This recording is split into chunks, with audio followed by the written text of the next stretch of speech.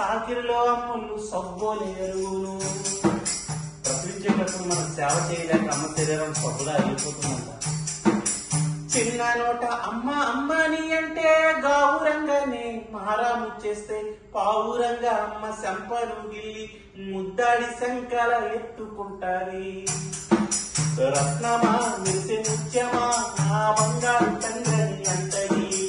కూర్చున్నా నువ్వు పడుకున్నా రామ బంటోల కాపర ఉంటది.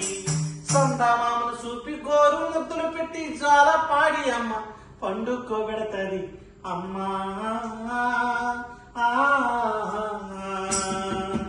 కమ్మనైనా అమ్మ పాట వింటే ఎంత మధురమో, మనసుకు కాదు మరువతరము. ఆట పాటికి మొదటి ఆది గురువమ్మ. ఆటకి పాటకి తొలి గురువు అమ్మేనంట. మన డ్రిల్ మాస్టర్ గారు నేర్పించరండి మనకు ఆటలు, మన మ్యూజిక్ టీచర్ నేర్పించరు మనకి పాటలు. చిన్నప్పుడే అమ్మని ఇలా ఎత్తుకొని రాయి రాయి చందమామ గోలుకొండ వెళ్దాం గోధుమ తిద్దామంటూ లాలిపాట నేర్పిస్తుందంట అమ్మ. నీ మొలతాడికి తాడు కట్టుకొని ఇలా లాగుతూ నీకు ఆట నేర్పిస్తుందంట అమ్మ. ఆట పాటికి మొదటి ఆది గురువమ్మ. మంచి మాట చెప్పే బంగారు బొమ్మ.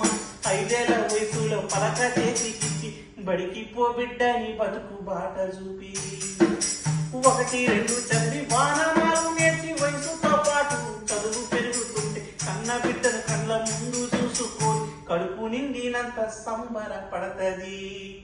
టీచరో గొప్ప డాక్టరో కలెక్టరో కావాలనుకుంటది.